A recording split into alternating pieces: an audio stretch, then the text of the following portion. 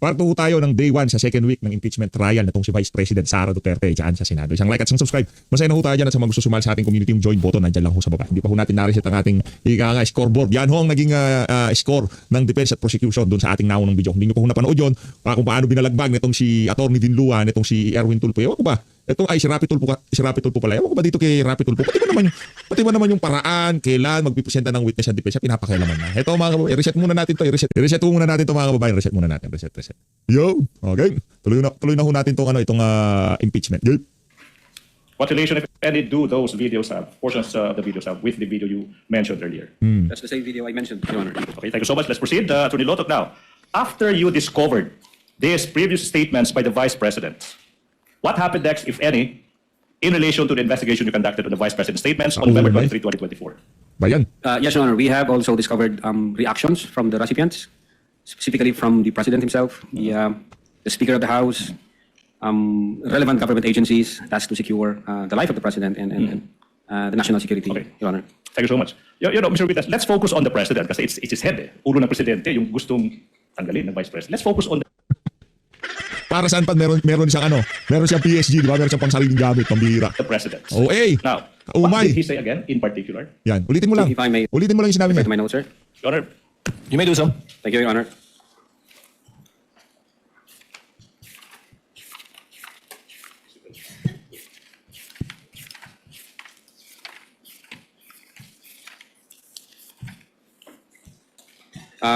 Yes, Your Honor. Among others, quote, nakakabahala ang mga pahayag na narinig natin itong mga nakaraang araw. Nandiyan ang walang pakundangang pagbumura at ang pagbabanta ng planong ipapatay ang ilan sa atin. Yan. Kung ganun na lang kadali ang pagplano sa pagpatay ng isang presidente, paano pa kaya ang mga pangkaraniwan na mamamayan? Yang ganyang kriminal na pagtatangka ay hindi dapat pinalalampas. Yan ay aking papalagan. Yan. now, thank you so much. Okay. Attorney Lotoc, you said that the former Speaker of the House of Representatives also gave yung tugon niya sa naging mga pagbabanta ng Vice Presidente laban sa buhay niya. Could you just summarize exactly ano ba yung tugon ng former Speaker ng House of Representatives? Yes, Your Honor, if I remember it right, I think the Speaker issued a statement during the plenary session November 25, 2024, which was published in the ANC Digital. And then among others, the former Speaker stated that the utterances were dangerous, unprecedented, isa itong banta sa demokrasya at sa seguridad ng bansa. Alright, now, Mr. Witness, Attorney Lotoc, sinabi mo rin na may mga ahensya ng gobyerno na nagbigay din ng kanilang tugon sa mga pagbabanta ng Vice Presidente. If you may, anong mga ahensya na ito? Yes, Your Honor. For one, the Presidential Communications Office, the Philippine National Police, the National Security Council, and the Armed Forces of the Philippines. Okay. Let's focus on muna sa Presidential Communications Office. Ano ba yung statement ng Presidential Communications Office kung alam mo? If I remember it right, the PCO classified the threat as an active threat As an active threat. and directed the Presidential Security Command to, I think, investigate the matter. As an active threat. It was the Executive Secretary who directed the Presidential Security Command, so based on that statement. Okay. Now, sinabi mo rin yung Philippine National Police. Yung tanong is kung maalala mo, ano ba yung sinabi ng PNP in response sa naging mga pagbabanta ng Vice Presidente sa buhay, ng Presidente sa kayong dalawa pa? Your Honor, if I may refer to my notes. Your Honor? You may do so, Your Honor. You may do so, Mr. Witness. Thank you, Your Honor. Bigyan natin ng point si prosecution. Kanina pa siya nagsasalita o para ika nga kahit pa paano, di ba? Meron naman siyang points. Pero mamaya tatanggalin din natin yan. The Philippine National Police issued a statement relative to the press conference made by the Vice President. Quote, the Philippine National Police threats any threat to the safety and security of the President and all public officials with the utmost seriousness. In light of the Vice President Sara Duterte's recent statement, which directly referenced an assassin contracted to target the President, the PNP recognizes the grave nature of this matter. The safety of the President is a national concern, and any direct or indirect threat to his life must be addressed with the highest level of urgency. Close. Unquote. Hindi ko na binasa lahat. Now, Your Honor. Attorney Lotoc, now, the PNP used, based on your statement as the response of the PNP used the term assassin in referring to the person contracted by the Vice President to kill the President and two others? Your Honor, it was not just the PNP, even the Presidential Communications Office also used the term assassin, Your Honor. Okay. Now, what about the National Security Council? Ano bang sinabi ng NSA kung alam mo? Again, Your Honor, if I may refer to my notes. Pwede na ba? Your Honor? Your Honor? May the witness be allowed to refer to his notes once more? You may do so, Mr. Witness. Thank you, Your Honor.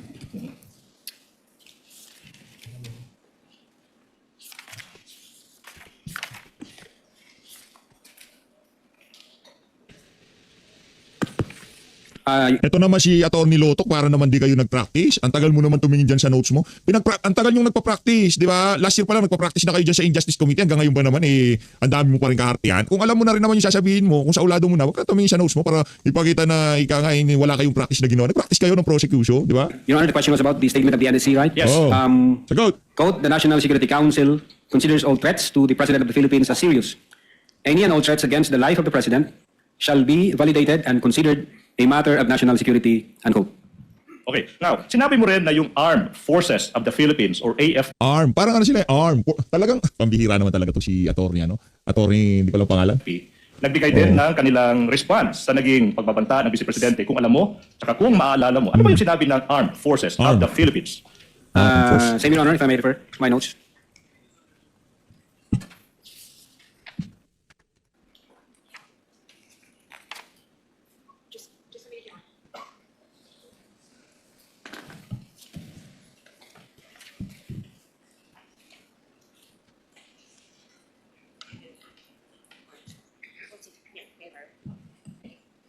For the record, we're borrowing.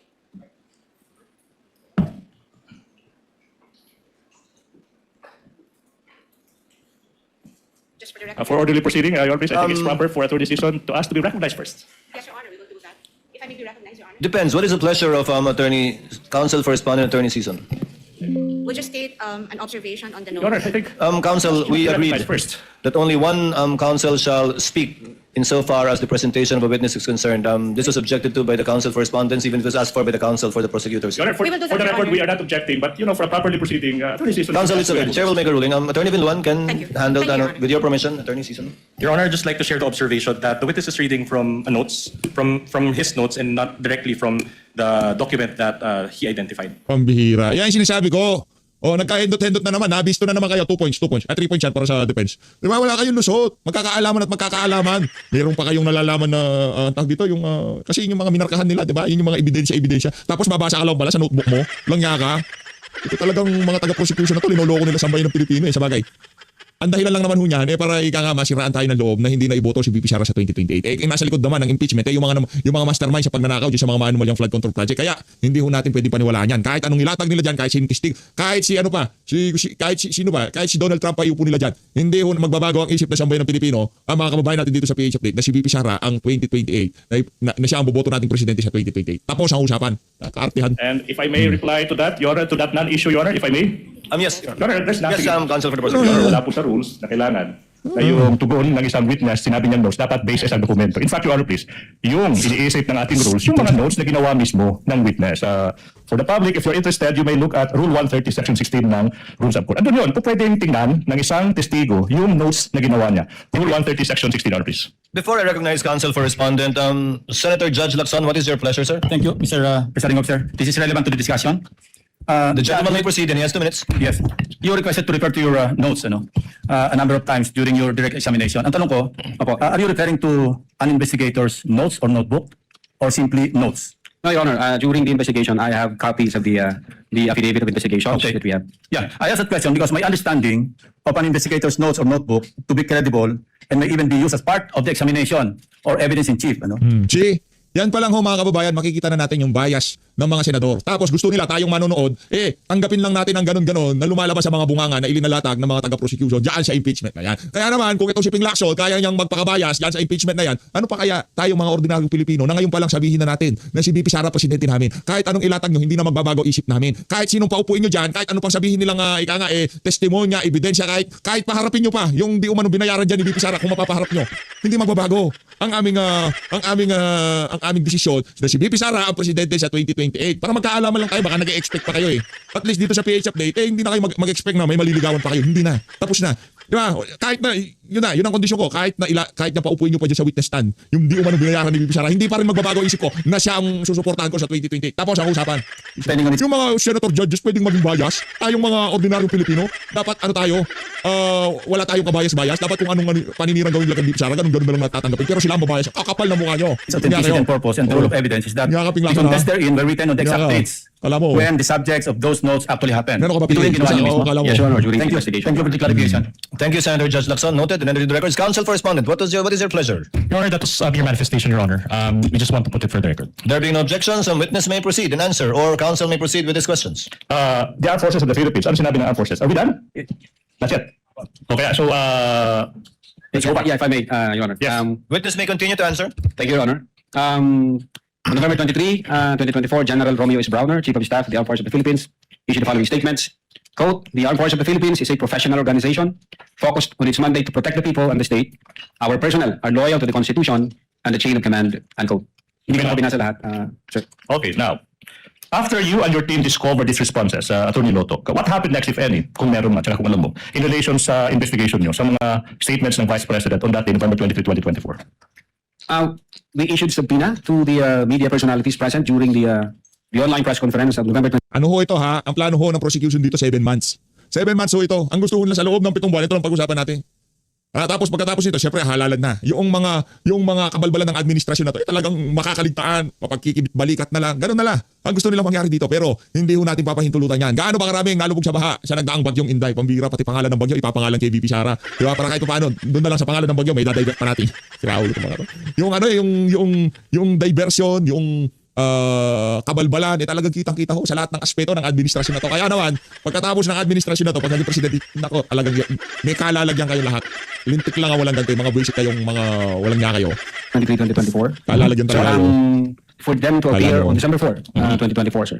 You issued a subpoena to the media personalities that you said andun sa media conference na yun to appear on December 4, 2024. Now, sino ba yung mga media personalities na pinasubpoena ng NBI? Again, Your Honor, if I may refer to my... You may do so, Mr. Reyes. Thank you, Your Honor.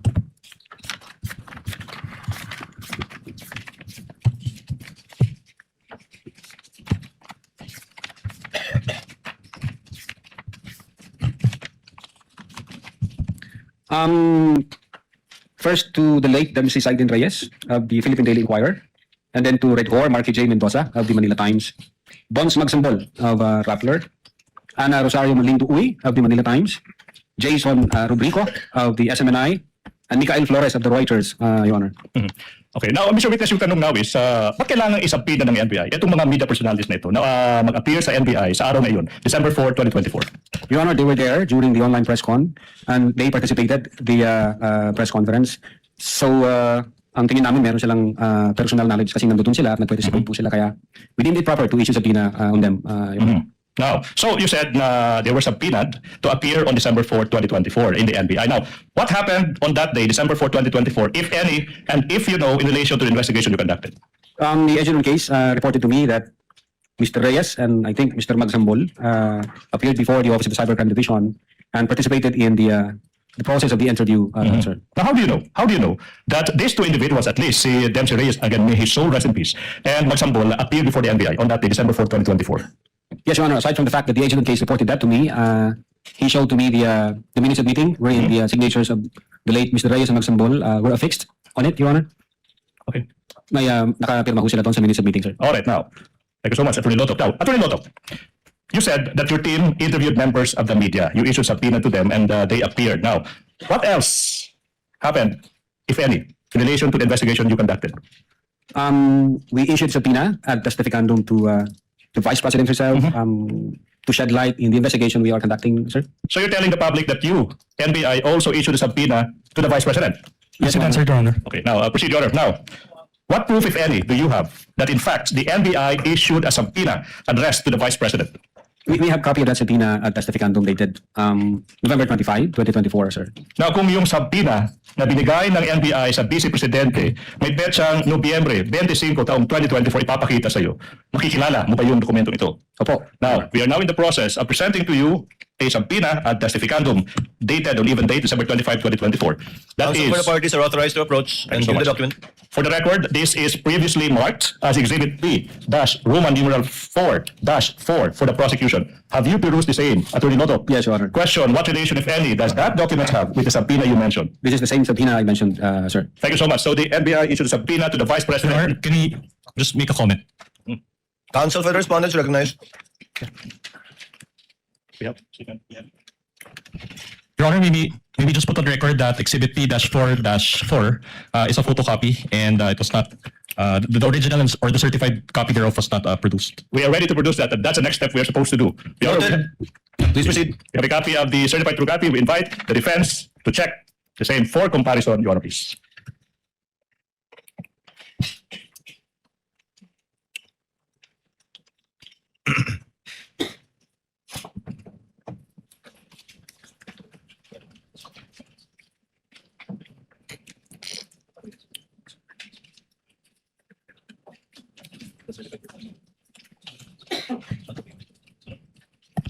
Counsel for the respondent. Your Honor, it is a faithful reproduction of the certified true copy, Your Honor. Noted for the records. May I proceed, Counsel for Your the Honor? prosecutors may proceed. Now, Mr. Witness, we would like to know how did the Vice President respond, if any, if at all, and if you know, to the NBI subpoena issued to her? Well, the Vice President did not appear, Your Honor. Instead, she sent her lawyer, Attorney Paul Lawrence Lim, if I'm not mistaken. Okay, she did not appear. Yes, Yes, answered. Okay, now, question. If you know, what was the Vice President's reason for failing to appear at the NBI, in the NBI, despite the subpoena issued to her?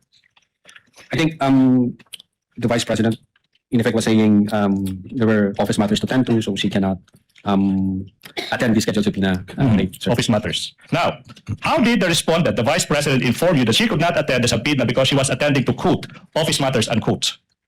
There was a letter, I think, dated November 28, 2024, which was submitted by the counsel of the Vice President, sir.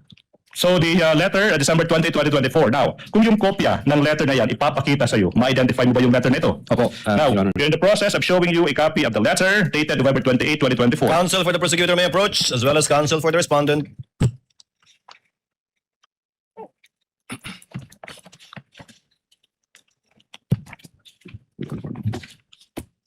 Yes, Your Honor. This is the same letter that I mentioned. Your Honor, can I make a manifestation of these points? The prosecutor may proceed. Your Honor, the letter from the Vice President's lawyer is not marked in exhibit. At this juncture, Your Honor, please, if the defense will agree, we move that the same be marked as an additional exhibit for the prosecution, and the specific marking that we are asking the court to follow is Exhibit P-Roman numeral 4-32 for the prosecution, Your Honor, please. Counsel for the respondent. We have no objection to that, Your Honor. So ordered. So marked. Thank you so much. Now, so what did the... Your Honor, please. Your Honor, do we have to pause for the marking or do I proceed? Please proceed, counsel. Thank you so much, Your Honor, please. Thank you so much. Now, so what did the NBI do? Anong ginawa ng NBI after yung Vice Presidente hindi sumipot sa NBI despite the subpoena kung meron man? Yes, Your Honor. We deemed it proper to issue another subpoena to give the Vice President another time so she can prepare. And at the same time, in reply to the letter submitted by the lawyer, we issued also a letter dated December 2, 2024, because the Vice President in that letter from her lawyer was asking copy of the complaint and the question to be propounded by the NBI to the Vice President. Alright, now, let's go to that letter, Attorney Lotoc na. Puntahan natin yung letter na yan. Now, kung alam mo, ano ba yung sinabi ng NBI sa letter na yan na pinadala sa Vice President after hindi siya sumipot despite the subpoena sent to her? Your Honor, the document would speak for itself. No need for the witness to read. I think the counsel... Witness may answer Yes. if he knows. Yeah, among others, sir, sinabi ho doon sa letter namin noong December 2, 2024 na ini-inform namin ng Vice Presidente na iniimbestigahan din po namin yung alleged threat against sa kanyang life. At sinabi namin na kailangan namin yung kanyang presensya para may makuha kaming information para ho may mapagsimulan kami doon sa investigation against threat to her life, Your Honor. Now, what proof, if any, do you have that the NBI issued another subpoena addressed to the Vice President? Yeah, we have that copy of the subpoena dated if I'm not mistaken, December 2, 2024. Sir? Na, okay. Attorney Lotoc, kung yung kopya ng pangalawang subpoena ipapakita sa iyo, ma-identify mo ba? Yes, sir. Now, we are now in the process of showing you that subpoena. The defense may also Counsel check. for the prosecutor as well as respondent may approach to compare. And for the record, that second subpoena addressed to the Vice President has been previously marked as Exhibit P-Roman numeral 4-6 for the prosecution. That's the same subpoena I mentioned, sir. Okay, so that's the same subpoena. Do we have any observation from the defense? Counsel for respondent. The document is a machine copy, Your Honor. Machine copy. Stephen, where's the Stephen? Your Honor, we move that the certified true copy in our possession be compared with the photocopy identified by the witness, Your Honor, please. Counsel, this has not been marked, right? This has been marked this time, Your Honor, please. The second This subpoena. has been marked already. Yes, Your Honor.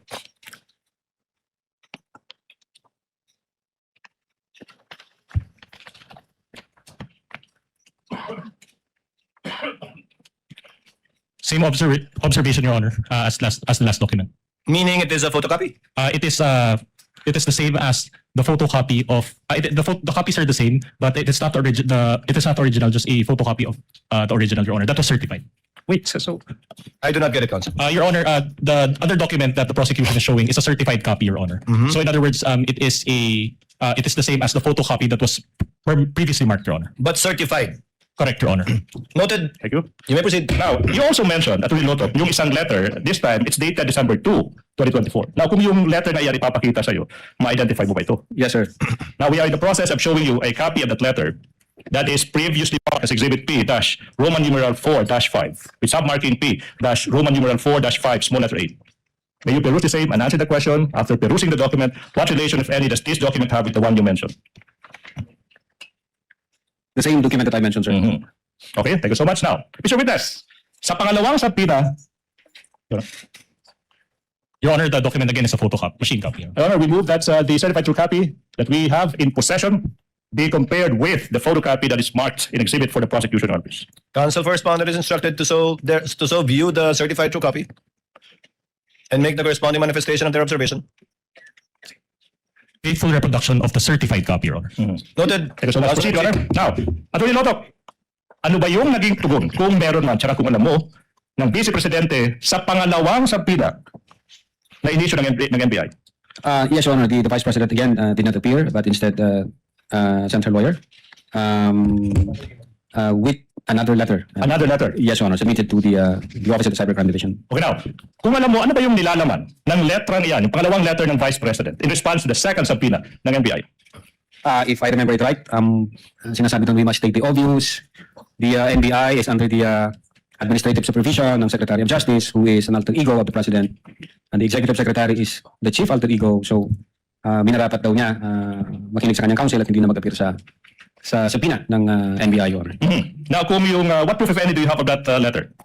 We have copy of that letter, Your Honor. Kung yung kopya ng letter na yan ipapakita sa iyo, ma-identify mo ba? Yes, Your Honor. Now, we are showing you a copy of the letter dated December 10, 2024. The question after you peruse the same, what relation, if any, does that document have with the letter you mentioned? The same document that I mentioned, sir. Your Honor, manifestation, the same letter coming from the Vice President's counsel is not marked in exhibits by the prosecution. Same with the previous letter we moved, that the same, with agreement from the defense counsel be marked as our exhibit P-Roman numeral 4-33 for the prosecution. It is a photocopy of that letter, Your Honor, please. What does counsel for the respondent say? No objection to that, Your Honor. No objection. Thank you so much. Noted. Kindly have it marked. Your Honor, proceed. Now, Mr. Witness, what else, if any, did the letter state, if any? Well, the counsel for the Vice President stated that the Vice President is confident that the NBI will also investigate the alleged threat against her life. Yun po yung tenor ng letter na yun, sir. Now, ito yung tanong now. You mentioned earlier that the Vice President stated that she already contracted an assassin to kill the President and the two others. Now, Attorney Lotoc, wait, not yet done, no question yet. Ito naman si, ano pangalan nitong abogado na to? Masyadong ka madrama, Brad. Nung ikaw ginagawa mo yan, wala pang tanong, nag-o-object ka na. Ngayon ginagawa sa'yo, pikon na pikon ka. Hindi na. Please proceed, counsel. As the head of the investigation team, what was your impression of the Vice President when she declared that she already contracted an assassin to kill Aray ko. President, the First Lady, and the former Speaker of the House of Representatives. Objection, Your Honor. Calls for Now, opinion. Opinion. You may cite the rule, Your Honor, please. And misleading as well, Your Honor. She never mentioned the word assassin. Your Honor, the third, may I reply to that, Your Honor, please? Counsel for the The term prosecution is recognized. assassin had a fiction. It is the same term used by the PNP and by the PCO. So it's not plucked out of thin air, Your Honor, please. So we have basis for using the term assassin. But Your Honor, the counsel mentioned that it was VP Sara who mentioned it, and that was phrased in his answer. So we are objecting to that, Your Honor. With the understanding that the witness will base his answer on his investigation or knowledge insofar as the investigation that he himself conducted and led is concerned, and not as a conclusion of fact and law. The witness may answer. 1 point para kay prosecution. What was your impression? Yes, Your Honor. To me, as the chief investigator at that time, the utterances made by the Vice President was serious, and the threat was real and actual, sir. It Mr. was- Witness, if I may intercede, counsel, is this contained in your investigation report? Yes, sir. You may proceed, counsel. Seryoso tsaka totoong pagbabanta. Now, what made you say that? Na yung pagbabanta ng Vice Presidente ay both seryoso at totoo. Well, Your Honor, we considered the content and context of the utterances made by the Vice President in November 23, 2024, as well as the utterances made by the Vice President in October 18, 2024, and the reactions from the recipients, as well as reactions from several government agencies, sir. Content and context. Now, exactly, yung tanong is, exactly, how did you analyze the content and the context? Kala mo naman to si Ligutan meron pa siyang maliligawan sa bayan ng Pilipino. Wala na, kahit anong sabihin niyo diyan, kahit anong kalokohan ilatag niyo diyan, OFW, mga kasama natin dito sa PH Update, yung mga taga-suporta ni VP Sara sa Davao, wala na, tapos na. Baka nga yung iba dyan, pinapanalangin pa di ba? Huwag naman sana na kung wala may gusto niyan. Pero yung iba dyan, di natin alam kung merong mananalangin dito siya. Huwag na kasi ipanalangin, lalo lang lumahaba buhay, di ba? O, yung mga nabahaan, o, yung mga pinagnakawan, yung sa PhilHealth, ginto, di ba? Di natin alam kung ano pinapanalangin ng ating mga kababayan ngayong mga panahon na to. Ngayon, para sabihin nyo, kailangan ma-impeach si VP Sara dyan sa mga sinasabi niya na yan. Ang daming galit kay Marcos Jr. ngayong mga panahon na to. Ano lang kita, remind lang kita, Ligutan, ha? Of the entire press conference. We considered several factors, Your Honor, in the analysis of that content and context. Several factors. To be exact, kung alam mo, ilang factors kinonsider nyo? At least four. At least four. Your Honor. Number one, the delivery or manner in which the utterances were spoken. That's one. Number two, the literal meaning of the statement, Your Honor. Number three, the nature of the instruction, and number four, the relationship between the parties, sir. So 4 factors. Now, Attorney Lotoc, let's go to the first factor, no? Let's go to the first factor. The delivery of the manner in which the threats were spoken. What made you say that the respondent was both serious and real when she uttered those threats? Objection, Your Honor. Calls for opinion. Your Honor, if I may. Based on his investigation, counsel, he may testify as to that. Witness may answer. Yes, Your Honor. The Vice President was furious and fuming mad when she uttered those. Would you repeat it? Furious and? And fuming mad, sir. Fuming mad. Furious and fuming mad. Now, what made you say na yung Vice Presidente was both furious, and fumingly mad? Well, nakita ho namin dun sa video nung naran ho namin, Your Honor. If I'm not mistaken, I think more or less palong beses ho siyang galit na galit at nagmumura at minumura yung... Attorney Lotoc, huwag kang sisinungaling, ha? Baka nagsisinungaling ka dyan sa sinasabi mo na yan. Mahirap na, baka makasuwa ka na naman. Mahirap na. Presidente, si First Lady, and then si Unahin former Speaker natin. of the House. Kasi marami tayong nababasa ngayon dito kay Lotoc. Yung kay ano dati, di ba, kay Kalilong, si Hilong Kalilong, di ba? Meron daw siyang kinakaharap na kaso, sabi ni Atty. Vic Rodriguez. Dito kay Lotoc naman, meron din daw kinakaharap na kaso itong mama na to. Pamira, ba't puro may kaso yung hinaharap ng witness laban kay VP Sara? So, Walong beses. If I'm not mistaken, more or less, sir. Now, and then referring to the video. Now, in what particular portions of the video, okay, did the Vice President hurl invectives or sa Tagalog, pagmumura kung sa Cebuano, pamalikas, kung hawaray-waray, buyayaw. Mga ilang beses? 8? In what particular portions? Your Honor, if I may refer to my notes. You may do so. Thank you, Your Honor.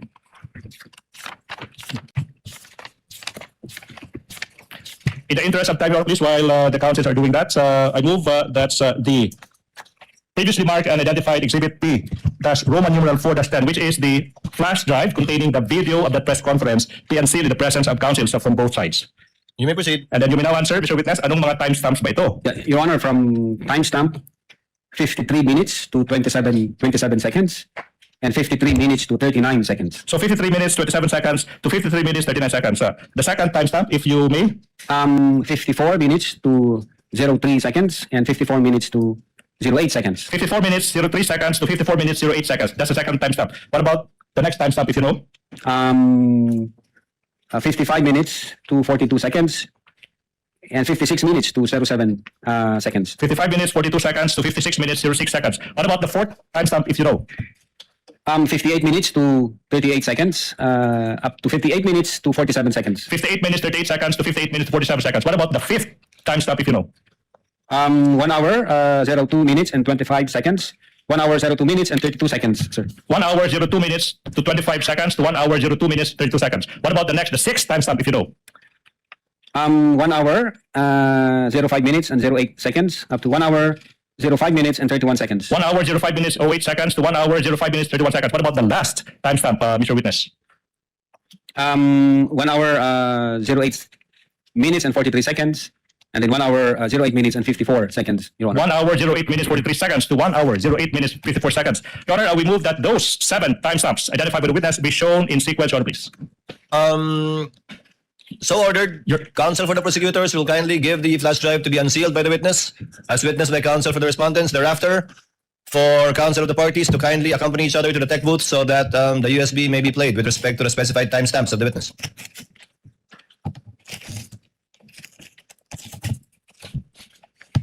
Punitin ko lang.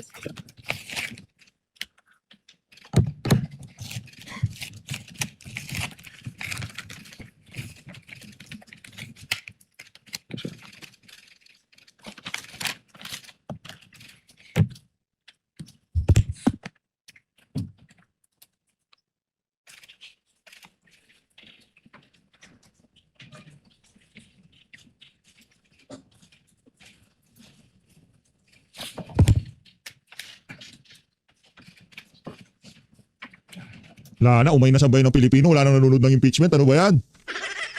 Ano lang pala, nung una lang maraming manonood, ngayon wala na gusto manood. Ang boring kasi paulit-ulit. Gurgurin si Marcos, gurgurin si Lisa, paulit-ulit na lang. Gurgurin si ganito, plano si ganito, merong hinar na ganito. Ang OA pa ni Ligutan, ang OA pa niya. Ang bira.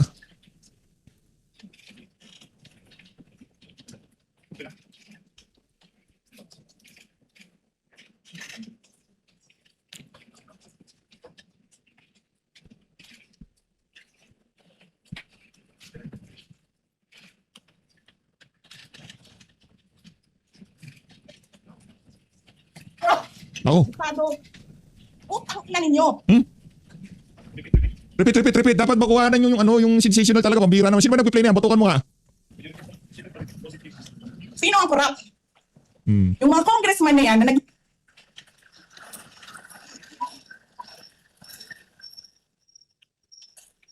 Nako, ba't na-play yung may congressman? Sinong corrupt yung mga congressman na yan? Sila ho yun, yung tinutukoy ni VP, yung mga gusto mag-impeach sa kanya. Yung mga sumasalansan din dyan sa impeachment na yan. Yan, kaka-play nyo ng video. Imbis na maging paborable sa inyo, nagiging paborable pa kay VP Sara. O, tuloy.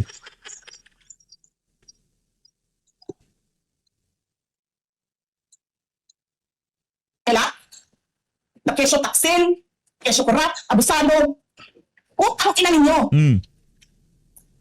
Lutong. Sino ang corrupt?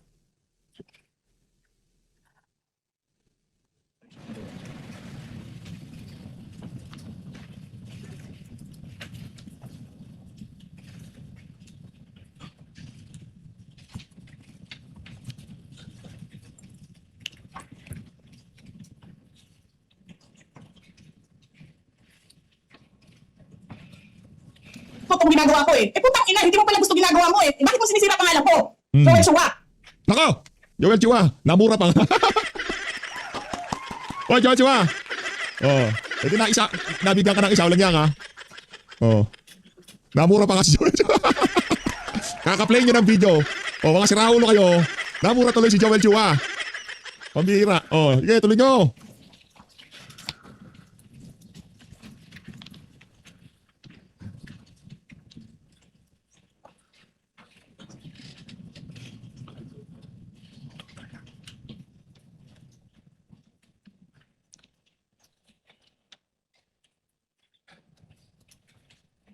Ano? Sige, yan nyo lang si VP Sara na murahin si Joel Chua. Kayo naman, masyado yung... Ang OA nyo naman, mumurahin lang naman yung He isang did beses. not know what he was talking about. Oh. So incompetent, or he was lying to his teeth to get the votes of people. Approve si VP sa akin. Ang ina ninyong lahat. Martin Romualdez, Lisa Marcos, Bongbong Marcos. Palamahan natin si VP Sara. Yung sinabi ni VP Sara na yun ay para sa ating lahat na pinagnakawan dito sa mga maanumalyang flood control project. Para sa mga kababayan natin na ngayong mga panahon na to, hirap na hirap sa pagbayad nila ng bill sa kanilang mga kanilang hospital bill. Para sa inyo ho yan. Sinabi niya na ho yung mga dapat nyo sabihin dito sa mga government official na to na walang ginawa para maprotektahan ang interest ng mga ordinaryong Pilipino. Mantakin nyo, imbis na bigyan ng pondo ang PhilHealth, kinuhanan pa ho nila ng budget. Imbis nila gamitin nila yung pera sa mga maanumalyang flood control para panggawa ng flood control. Ninakaw ho ng mga walang hiya. Kaya naman, ilang beses bumana si VP. Lagyan natin ng 12 points para kay VP Sara. Ano ba yan? Para sa defense ba yan o para sa prosecution? Nalilito ako, sa totoo lang. Ano ba? Kaya kayo ha?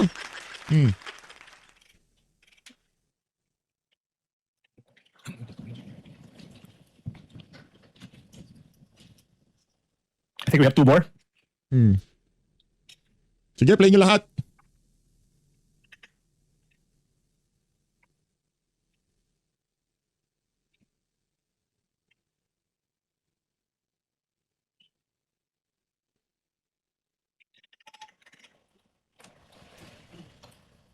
Tapos kami yung nagsisinungaling. Nagpipigil ako eh. Kasi gusto ko lang magtrabaho. Gusto ko lang tapusin yun ang yung show ninyo dyan sa House of Representatives para makabalik na kami. Yan. Nice one, VP. Good job, VP. Ano mali doon? Ano sinabi niya? Wala naman talaga. Ang House of Representatives po kasi noong 19 Congress, walang ginawa kundi patawag si ganito, sumpina si ganyan, contempt si ganito. Karamihan galing ho sa opisina nitong si Vice President Sara Duterte. Nasa si Joel Chua, gusto ko makita. Good job, VP, good job. Palamanan si Vice President Sara Duterte. Para sa atin yun, para sa atin yung ginawa niya na yun, ha? Nice one.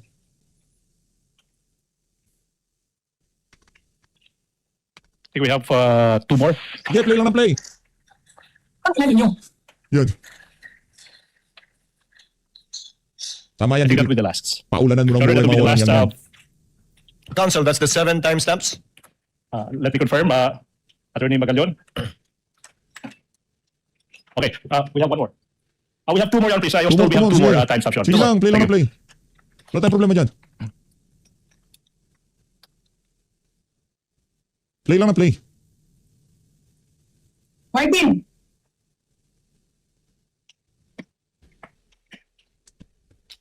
Nangangampanya tayo. Nakasakay tayo sa aeroplano. Magkatabi tayo. Nagre-reklamo ka, putang ina ka, walang pera. And the last one. Ba't tinanggal? Ano na to? Paano natin maiintindihan ang konteksto kung mayat-maya tinatanggal yung video? Last one daw, last one.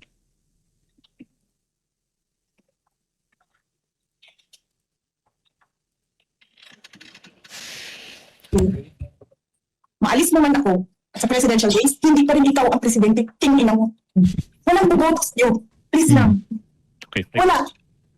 Hindi, ituloy nyo. Nag-enjoy kami. Buti pa dyan eh. Naging interesting ang pagka nagsasalita si BP. Pambira. Ituloy nyo yung sinasabi ni BP. Nag-enjoy kami. Makulang ka kayo.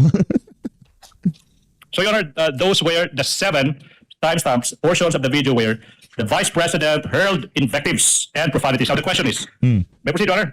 Council, to clarify, Yeah, opo. that the Vice President hurled invectives, period. Not necessarily against the 3 officials mentioned. Most of them were against the 3 officials, Your Honor, please. I only counted or heard 1 or 2. Out of the 7, I heard Representative Chua, but he's not one of the subject matters of this case. But just for the record, does the witness confirm that?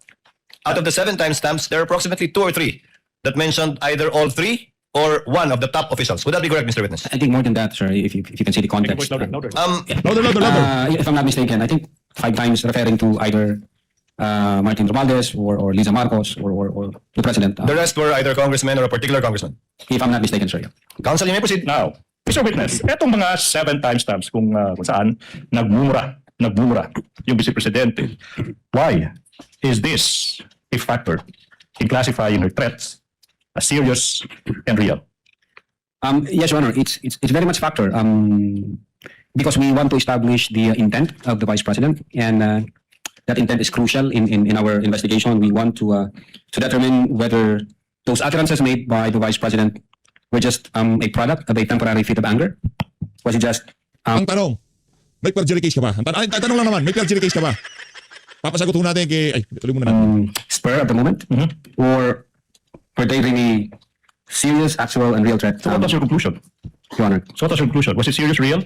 Yeah, Your Honor. Okay. Serious and real. Let's go to factor number 2. So 2 out of 4 factors now. Sinabi mo yung literal meaning ng mga utterances ng Vice President. Ay, yung literal meaning, why is this a factor in your conclusion na seryoso at totoo yung pagbabantaan ng Vice Presidente?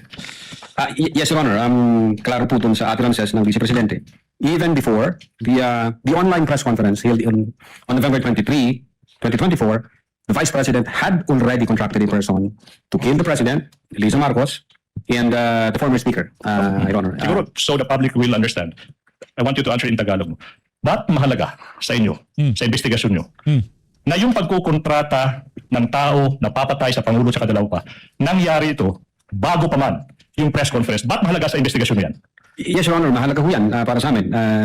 Basically, it's indicative of intent that the utterances was deliberately made up by the Vice President, and it really shows serious, actual, and real threat, Your Honor. Alright, now, Attorney Lotoc, let's go to the third factor. Yung third factor is now sinasabi mo, yung nature ng instruction. Now, could you tell the public and the court, ano bang ibig sabihin ng factor number 3, nature of the instruction? Yes, Your Honor. In those utterances, the Vice President said, wag kang tumigil hanggat hindi mo sila mapapatay. It shows persistence on the part of the Vice President, that she was determined to carry out those utterances. And from the point of view of law enforcement agency like the NBI, it's alarming for us, sir. It is alarming from the point of view of law enforcement agents. Now, in Tagalog, if you may, ba't mo nasabing nakaka-alarma yung sinabi ng Vice Presidente na yung instruction na huwag kang titigil hanggat hindi mo napapatay ang Pangulo, ang unang ginang, at ang former Speaker ng House of Representatives? Ba't mahalaga? Ba't alarming yan? Well, Your Honor, pwede hong mag-take advantage yung ibang grupo dyan, ibang individual. God forbid may mangyari sa Vice Presidente for one reason or the other. Titrigger ho ngayon yung instruction, and then papatayin ngayon yung, God forbid again, ang Presidente, Lisa Marcos, ang former Speaker. And in fact, even yung triggering na phase na yun, pwedeng mag-take advantage doon yung ibang grupo, thinking na pag in-assassinate natin ng tatlo, ang sisisihin ang Vice Presidente. So marami hong angulo, Your Honor, para ho sa amin sa law enforcement. Medyo magiging disorder, magiging chaotic, magiging anarchy yung society pag hindi siya na-address. Yun po yung sa amin as investigator, sir. But was she not only joking, Attorney Lotoc? Jason needing, Your Honor. Pero there's basis to that, Your Honor. Sustained before Okay, question. now, Now. let's go to Ay na nga mga kababayan na yan rin lamang nakita na sa bayan ng Pilipino na talagang yung ginawa ni BP Sara na yun para sa atin lahat. At yung mga sinabi niya na yun, alam ko, hindi ko kaya sabihin yun.